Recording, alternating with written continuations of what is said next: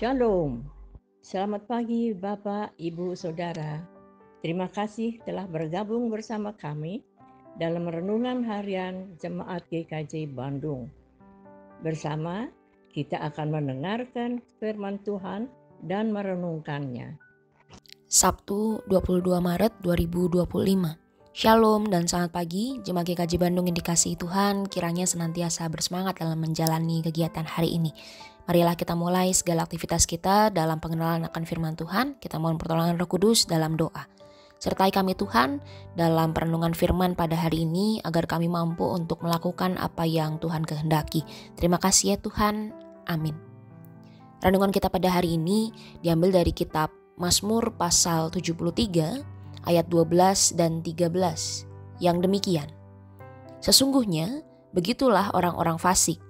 Mereka hidup tanpa beban selamanya dan menumpuk harta kekayaan. Sia-sia sama sekali. Aku mempertahankan hati yang bersih dan membasuh tanganku tanda tak bersalah.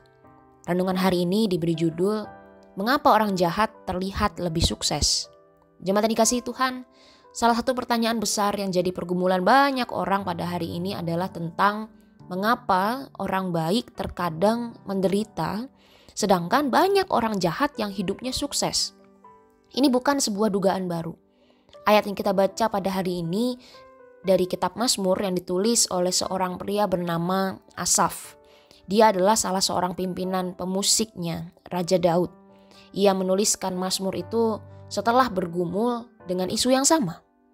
Di awal pasal ini kita bisa temukan bahwa Asaf merasa iri kepada orang-orang fasik yang hidupnya makmur. Ia melihat keadaan itu sebagai sebuah ketidakadilan.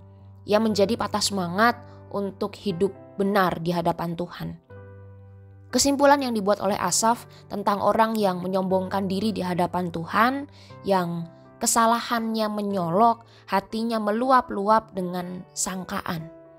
Walaupun demikian, ia kemudian mengamati mereka menambah harta benda dan senang selamanya.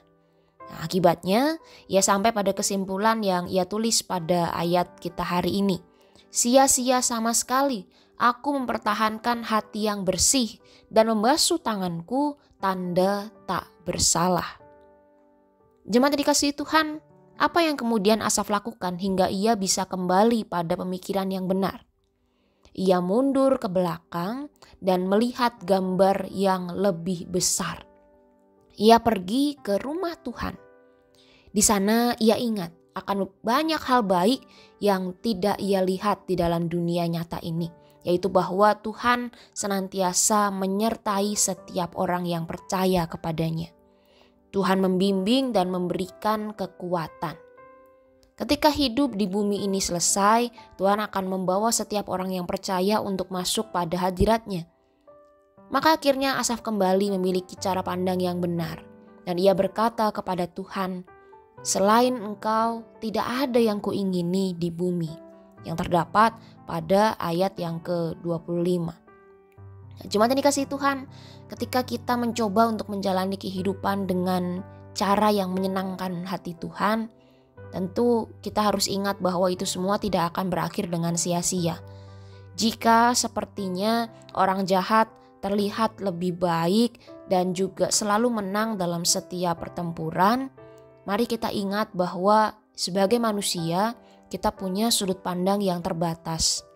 Seperti Asaf, kita perlu mundur dan melihat dari sudut pandang yang lain, yaitu dari sudut pandangnya Tuhan. Maka tentu keputusasaan kita akan berubah menjadi sukacita. Kita akan menjadi seorang pemenang karena kita tahu kesetiaan kita kepada Tuhan tentu akan dilihat oleh Tuhan sebagai kebenaran. Mari kita berdoa. Tuhan, tolonglah kami untuk tetap hidup di jalan-jalan-Mu yang kudus, karena kami tahu kehidupan kami yang setia kepadamu ini tentu tidak akan sia-sia. Tolong kami dan kuatkan kami senantiasa ya Tuhan. Di dalam kasih-Mu kami berdoa dan mengucap syukur. Amin.